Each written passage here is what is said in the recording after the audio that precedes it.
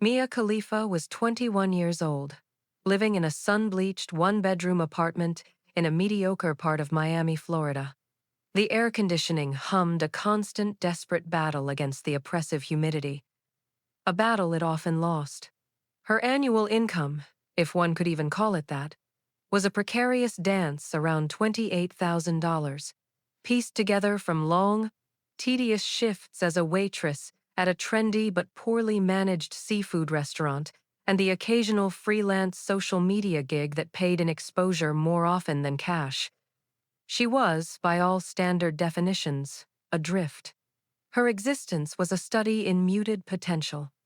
She had a sharp, analytical mind that had earned her a degree in history from the University of Texas at El Paso, but it now found its primary application in memorizing complex drink orders and navigating the volatile egos of chefs and customers.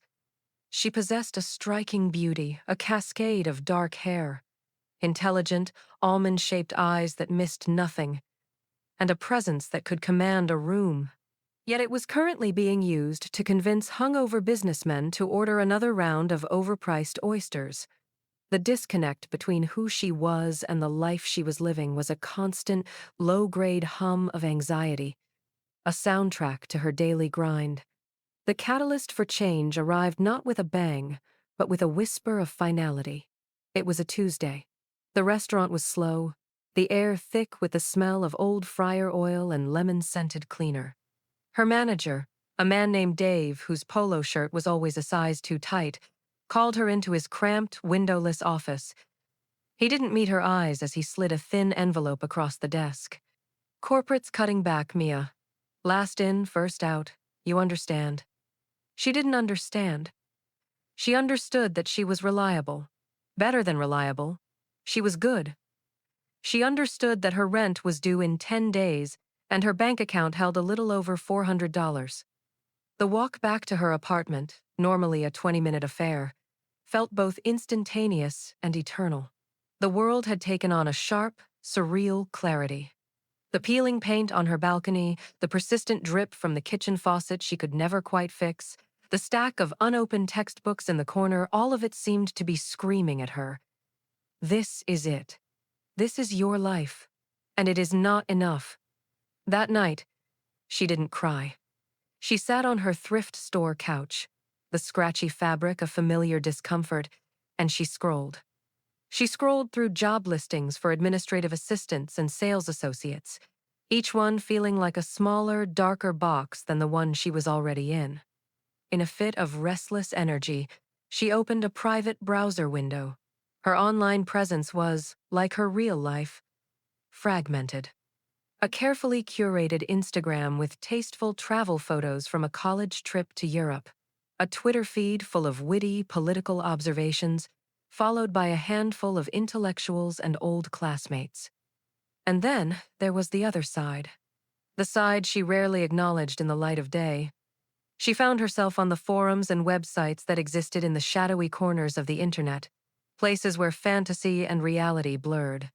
She'd always been curious, a little fascinated by the sheer audacity of it all.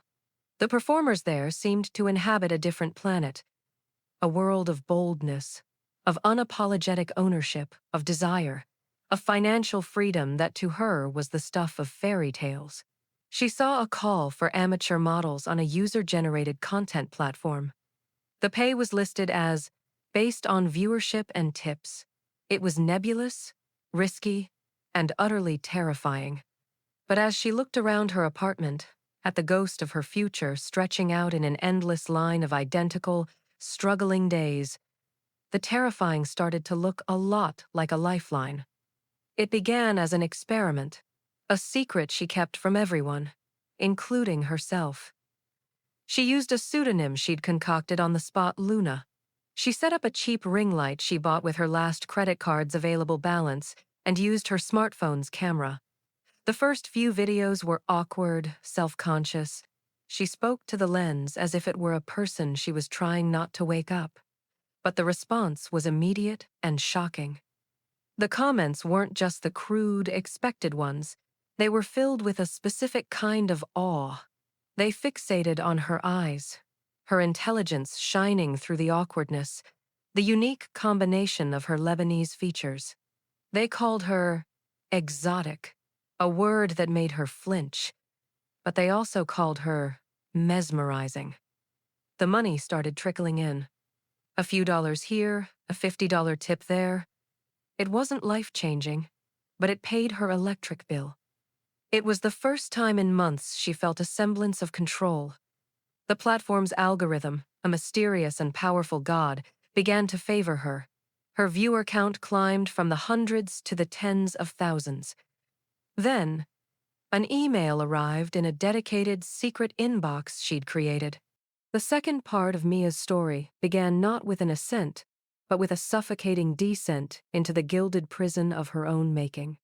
The money was in the bank, the fame was a constant, screaming siren, but the cost was being extracted from her soul in daily, brutal installments. The death threats had evolved from online rants to tangible terror. A handwritten letter arrived at her manager's office, detailing the specific route she took to her gym and the make of her car. It was no longer an abstract concept. It was a person, or people, who knew the contours of her life. She proceeded to deconstruct his argument with the precision of an academic, citing sociological texts and drawing parallels to the vilification of other public figures throughout history. The host was left speechless. The clip went viral. For the first time, the public saw not just the body, but the formidable mind behind it. The comments were still a war zone, but a new front had opened. People were now defending her intelligence, her articulateness. She had fought back with her weapon of choice, her intellect, and she had won a small, significant battle. She hired a security detail, a quiet, imposing man named Frank who became her shadow. His presence was a constant reminder of the danger she was in, a life sentence for the crime of her success. Her social life evaporated. The few friends from her old life had either faded away, unable to reconcile the Mia they knew with the global icon, or had been scared off by the toxicity that now surrounded her. The men she met were either starfuckers looking for a story or industry hangers-on who saw her as a business opportunity. Intimacy became a transaction or a minefield. Her work on set became mechanical. The empowered look the director had once asked for was now a genuine mask of survival. She went through the motions, her mind 1,000 miles away, calculating the fallout from her latest scene, bracing for the next wave of hate. The industry, which had embraced her so fiercely, was now a machine that chewed her up and spat out a product. She felt like a commodity, her humanity stripped away, reduced to a set of physical attributes and a controversial backstory. It was during this period of profound isolation that she found an unexpected anchor, the very history degree that had seemed so useless before. Late at night, unable to sleep, she would retreat into books about ancient Rome, about the French Revolution, about the rise and fall of empires. She saw parallels. She was her own tiny, bizarre empire, skyrocketing to power, and now facing a brutal insurgency. She started reading about propaganda, about public perception, about how figures throughout history had been sculpted and destroyed by narrative. She realized, with a historian's cold clarity, that she had lost control of her own story. The world had written a narrative for Mia Khalifa, and she had been passively reading the lines. A pivotal moment came during a podcast interview. The host, a smug, condescending man, began grilling her not about her work, but about her moral responsibility to her culture. He spoke over her, mispronounced her name, and reduced her entire existence to a single, controversial prop choice. The story culminates not with a grand finale, but with a quiet moment of peace. It is 2 years later. Mia is 25. She lives in a secluded, tastefully decorated home in the Hollywood Hills, a world away from the sterile downtown condo. Her annual income is a stable, diversified several $1,000,000, earned from her podcast, her brand partnerships, and her investments. She is no longer the most searched star, and that is her greatest victory. She is sitting on her patio, overlooking the city lights. Frank, her security, is inside, giving her space. Her phone buzzes. It's a message from a young woman, a new performer in the industry, thanking her. "I saw your talk at the conference," the message reads. "You made me feel like I wasn't alone, like I had a voice." Mia puts the phone down and looks at the sprawling city below, the same city that had once felt so hostile. The journey had been longer, darker, and more complex than she could ever have imagined in that desperate Miami apartment. She had been a waitress, a global phenomenon, a pariah, a victim, and a warrior. She had been defined by others, and then, with immense effort, she had redefined herself. She wasn't just an actress anymore. She was a survivor. She was a strategist. She was a historian of her own life. And for the first time since she had put on that cheap ring light, the future didn't feel like a threat. It felt, simply, like hers.